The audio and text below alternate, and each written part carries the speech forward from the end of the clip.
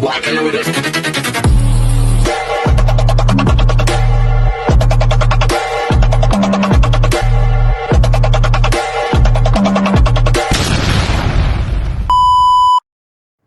Hello beautiful people! It's your Mama Sam dito sa Sam Sam TV. Kamusta naman kayo mga amigo, amiga? Sana lahat kayo ay okay na okay ngayong araw na to. My gosh, happy April 1 sa atin lahat ng bonggang-bongga. At sana lahat kayo ay okay na okay.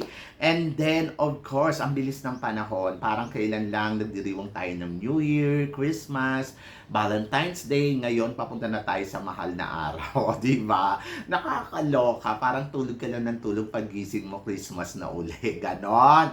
Diyos ko, windang ako. Pero syempre, tuloy ang buhay. Tuloy ang ligaya. Maraming mga pagsubok na dumadating. Pero dapat lagi lang tayo nakangiti at may tiwala sa itaas. Dahil syempre, kung may tiwala ka sa itaas, wala kang dapat ipag-alala. Diba? So, yon. And God bless us. And alam mo yon na parang laban lang, ganon. Laban lang lagi. Para kailangan lagi ka lang masaya. Kasi syempre, maano yung mundo ngayon mapaglaro. So, kailangan nandoon ka pa rin sa sistema mo na laban lang at dapat lagi ka lang naka-smile. Ganon. Don't think too much. Iwasan ninyong mag-isip ng kung ano-ano. Dapat nandoon ka lang sa positibo na no, may tiwala ako sa Diyos. So, ilaban lang natin to ng bonggang-bongga. Ganon. Fight lang, sabi ng ganon. And then, of course, gusto ko rin magpasalamat sa mga ilang kaibigan natin na nasa parting Saudi Arabia. So, alam ko, lahat kayo dyan ay talagang busy-busy sa pagtatrabaho. Yung mga kaibigan natin nasa Middle East, ayun, ang dami-dami kasi nila. So, shout out sa inyo. So, laban lang sa buhay. Ang daming Arabo, ang saya, charot. So, yun. So, gusto ko nun. Ganon. And then, of course, sa mga kaibigan naman natin na sa parting Amerika, hello po sa inyong lahat. Siyempre, andyan dyan si Madam Catherine Kane. Ayun. So, isa siya sa mga kaibigan natin na talagang ati-atihan na natin. Hello sa inyong lahat. And then, of course, sa mga kaibigan natin nasa Pilipinas na nagdiriwang ng summer, di ba? Yung iba ay nagpaplanong pumunta ng beach. Ayun, ingat-ingat lang sa biyahe. At sa mga eksena, pero sana wag niyong kalimutan ngayong Semana Santa na mag-ano naman tayo, nilay-nilay kahit papano, di ba? So, yan! And good luck sa ating lahat ng bonggang-bongga. Dobling ingat lang ang kailangan natin sa panahon ng Semana Santa, lalo na ngayong April. So, yan! And then, of course, marami tayong chika ngayon about Atisa Manalo. Siyempre, etong channel na to ay support for Atisa Manalo talaga. So, maraming akong nabasa at meron akong nakitang vlogs. Hindi ko nasasabihin ko anong vlogs yun. Ang sinasabi niya, hindi mananalo si Atisa Manalo. Ayun, o di ba? Parang nakakaloka na parang, hindi mananalo si Atisa Manalo. Paano mo nasabi? Ikaw ba yung hurado? Di ba? Parang gusto kong sabihin sa kanya ng bonggang-bongga na ganon. Pero syempre, respetuhin natin kung ano ang pananaw niya. Ang mga reason niya kung bakit hindi mananalo si Atisa Manalo dahil mahina daw ang presensya. Ayun yung number 1. So, mahina ang presensya ni Atisa Manalo. Number 2, mahina ang comm skills. O, di ba? Nakakaloka. Mahina ang comm skills ni Atisa Manalo. Sabi niya. And number 3 ay, ano ba yung pangatlo? Mahina yata yung diskarte. So, hindi ko matandaan kung ano yung pangatlo Pero anyway, ang kabuuhan, hindi siya naniniwala kay Atisa Manalo. Pero ako, para sa akin, hindi ko mapagbabasihan yung mga sinasabi niya kasi hindi ko ganun nakikita si Atisa Manalo. Medyo nandoon ako kay Atisa Manalo na may hinahanap kasi ako sa isang kandidata ng Miss Universe Philippines na hindi ko naman nakikita talaga kay Atisa Manalo yung galawan na ganun. Pero marami akong nakakausap, gano'n ba kalakas ang presensya ni Atisa Manalo? At sabi nila malakas para daw si Antonio Porcil ang energy or vibes, gano'n. So ako, para sa akin, sa obserbasyon ko, kung presensya, I think malakas yung presensya ni Atisa Manalo kasi alam naman natin na si Atisa Manalo ay isa sa mga pinakamaganda at malakas yung dating, di ba? And then, lalo na sa mga nakikita nating galawan niya ngayon, I think she's humble na kaya parang hindi siya ganun na parang yung talagang gigil na gigil. No, I'm Atisa. I think she's humble and kaya parang sinasabihan siyang malamya. Sobrang bait kasi ng personality niya. So siguro ayun yung dapat niyang i-develop na magkaroon siya ng personality na parang stand like a Miss Universe and then, I think konting develop lang doon. Pero kaya naman, kaya naman. And then, siguro yung sinasabing mahina sa comm skills, I don't think so mahina sa comm skills kasi nakakasagot naman ng asang Atisa Manalo. Siguro nandoon lang na kailangan lang ng content training, bakit naman si Catriona Gray, nagtitraining din naman noong time na lumalabas siya sa Q&A, di ba? Lumalabas siya sa pageant. Tinaano niya rin yung, wino-work niya rin yung Q&A niya, kung paano sasagot, paano, di ba?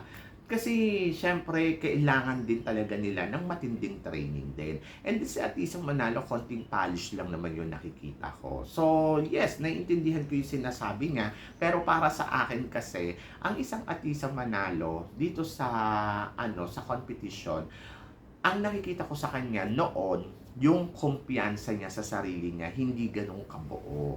Kaya parang ganun yung lumalabas na parang mahina yung presensya niya, medyo kulang sa Q&A, and then hindi ganun kabongga yung diskarte.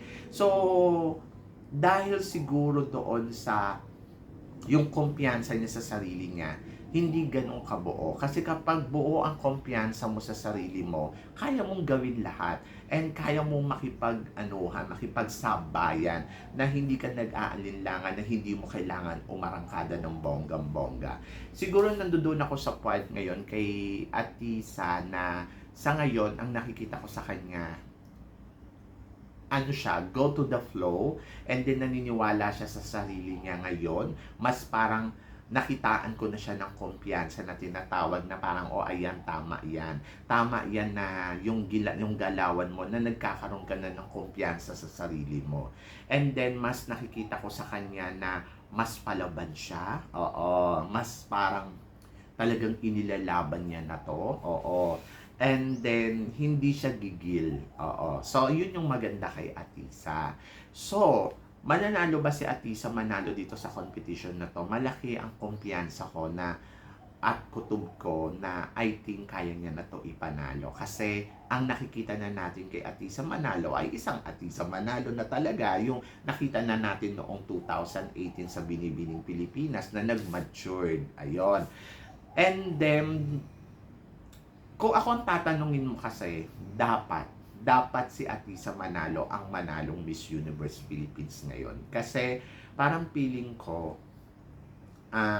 ang pangalan ng isang Atisa Manalo ay dapat talaga bigyan ng titulong Miss Universe Philippines. Hindi lang basta-basta kasi si Atisa Manalo, itong isang kandidatang to na pinangarap ng lahat na makita sa entablado mismo ng Miss Universe. Alam ko yung iba medyo na-disappoint sa kanya noon during na lumalaban siya sa Miss ano bang pageant na yon, Miss Cosmo, dahil nga nakulangan kayo or ano. Pero sa ipinakita ni Atisa Manalo na na-aksidente siya, tapos inilaban niya pa rin ang Pilipinas, na kung tutuusin, dapat unahin niya na yung sarili niya. Sapat na para sabihin ko, si Atisa Manalo ang kayang makipagbuwis ng buhay para sa Pilipinas. So, dapat ma-appreciate ninyo yon. Dapat makita ninyo yon. So, sa kabila ng lahat, yung iba, sinasabi na kung mahina kasi talaga yung laban niya kaya hindi nanalo. Pero kung yan yung pananaw mo at yan yung sinasabi mo sa akin, so, ibig sabihin nun, naniniwala ka na walang gaguhan na nagganap dito sa Miss Cosmo at naniwala ka talaga na si Tata over Atisa Manalo? Di ba? Or hindi na lang si Atisa Manalo, yung ibang kandidata, obviously naman may pinaboran sila. Obviously naman na nilagay nila si Thailand sa second. at nilagay nila si Tata sa winner. Oh. So, choices yun ng organization. At wala tayong magagawa kung hindi nila choice si Atisa Manalo. Pero naniniwala ako na inilaban ni Atisa Manalo ang laban niya dito sa Miss sa Miss Cosmo. And para sa akin, hindi yun yung basihan ko para sabihin ko mahina ang isang Atisa Manalo. Dahil nakita ko naman ng dalawang mata ko kung paano niya ilaban ang bansa natin during the time na lumalaban siya sa Miss Cosmo. Mahina ang presensya? I don't think so. Mahina ang skills, hindi ako naniniwala dyan. So, tingnan na lang natin kung ano ang kayang ipakita ni Atisa Manalo dito sa laban niya sa Miss Universe Philippines. At kung sakaling siya ang yung mananalo, everybody's happy. Kung hindi naman, wala tayong magagawa. Pero hindi ibig sabihin na hindi mananalo si Atisa Manalo dahil hindi pa naman tapos yung laban. So, kung yan yung pananaw ninyo, okay lang yan. So, opinion ninyo yan. Pero kasi tulad nga na sinabi ko, I think lalaban ang isang Atisa Manalo ngayong taon na to. So, tingnan na lang natin. So, yon. So, guys, ano guys ang masasabi ninyo dito sa mga pinag-uusapan natin ngayon? Naloka din ba kayo? Kasi ako naloloka ako. Charot. So, sana naman, bigyan muna natin sila ng kalayaan nila na ilaban yung mga sarili nila. Wag na lang natin husgahan na hindi ka mananalo, walang So, kumbaga, let's see. And tingnan natin, kung hindi manalo, edi wala talaga. Charot. So, yan. Nakakaloka. So, guys, comment below na lang kung anong chika mo. So, maraming salamat, guys. Siyempre, sa mga hindi pa nakaka-subscribe, so ano pang hinihintay ninyo, subscribe na. And then, of course, maraming salamat sa inyong lahat. God bless you and more power. So, hanggang dito na lang. Hanggang sa muli nating chikahan. See you tomorrow. Thank you, guys.